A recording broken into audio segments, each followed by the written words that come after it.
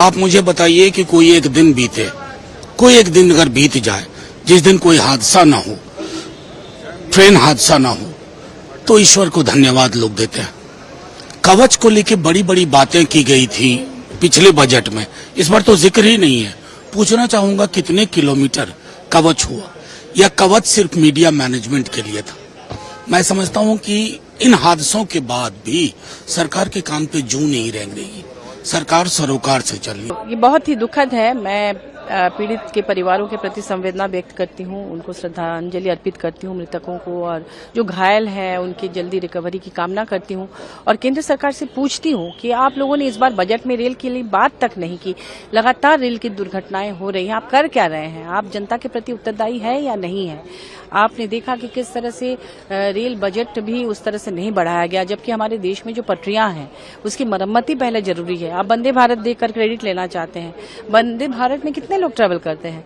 जो गरीब गुरबा हैं वो ट्रेन के छतों पे लद लद के एग्जाम देने जाते हैं, पर त्योहार में घर जाते हैं। अब डिब्बे नहीं बढ़ाते, पुराने डिब्बों को दुरुस्त करना चाहिए, इंजन का रख रखाव सही से करना चाहिए। हर ट्रेन के जाने से पहले जो जांच होती है रेलवे लाइन की, उसको देखना चाहिए कि आखिर उसमें कहाँ तोड़फोड़ हुई है कि नहीं। खासतौर पर जो नक्सल प्रभावित क्षेत्र है वहां पर पहले से नजर रखनी चाहिए कि वहां कहीं से पटरी को क्षतिग्रस्त तो नहीं किया गया। ऐसे बहुत सारे मामले हैं, और दुर्घटना के कारणों की जांच करते हुए तत्काल जो जिम्मेदार अधिकारी हैं उन पर कड़ी से कड़ी कार्रवाई करनी चाहिए। पहली बात, सुरक्षा फर्स्ट, सेफ्टी फर्स्ट। जब तक सुरक्षा प्रथम नहीं होगी, ये धन कमाने की जो, पैसा कमाने की जो ललक है, प्राइवेटाइजेशन करने की जो एक धुन सवार है, बेच दो सब कुछ अडानी को, बेच दो सब कुछ प्राइवेट सेक्टर में। रेल की पटरियां तो वही हैं, रेल की पटरियों पे बोझ बढ़ता जा रहा है, मानवीय सुरक्षा का भी ख्याल नहीं रखा जा रहा है। राहुल गांधी भी मिले थे, कर्मचारियों को विश्राम की भी सुविधा नहीं है, लोको पायलट ने बताया, वर्क आवर्स ज्यादा है। तो इन सब को देखते हुए अगर हर महीने जान जा रही है लोगों की, यात्रियों की, तो ये तो रेल की जिम्मेदारी है ना कि सुरक्षित यात्री को उसके गंतव्य तक पहुंचाए। और इसमें रेल महकमा पूरी तरह असफल रहा है, और कारण भी सामने है। उनके लिए सेफ्टी फर्स्ट नहीं है, धन कमाना पहला है, तो इसकी जिम्मेदारी रेल मंत्री को लेनी चाहिए। लाल बहादुर शास्त्री को अगर याद करते तो शायद बहुत पहले इस्तीफा दे देते, पर अब तो अति हो गई है। रेल मंत्री वैष्णव जी को इधर उधर की बातें करने की जगह, राहुल गांधी का बयान देखने की जगह पहले रेल मंत्रालय देखें और इस्तीफा दें।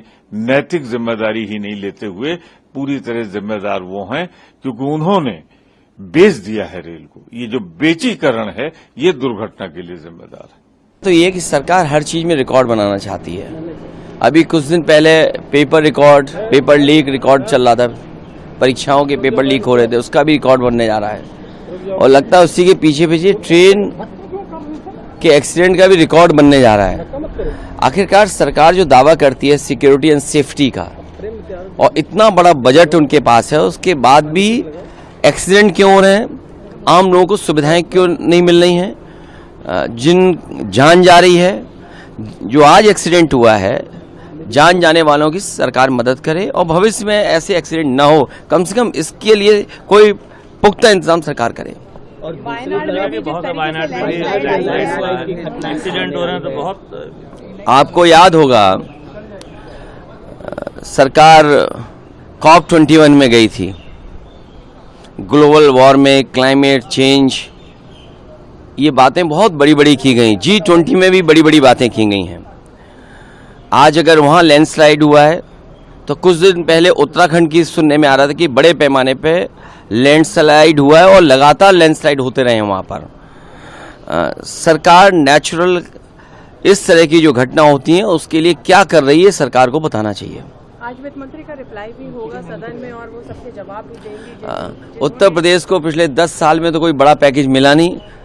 हो सकता है अपने भाषण में, अपने रिप्लाई में कुछ बताएं। सब प्रसाद मौर्य कह रहे हैं कि इस बार तो चूक गए, लेकिन अगली बार जो है सो हम लोग पूरी मजबूती के साथ जीतेंगे और बहुमत हासिल 2027 के बाद। देखिए, ये बीजेपी की स्ट्रेटेजी है कि उसे आगे कर दो मोहरा।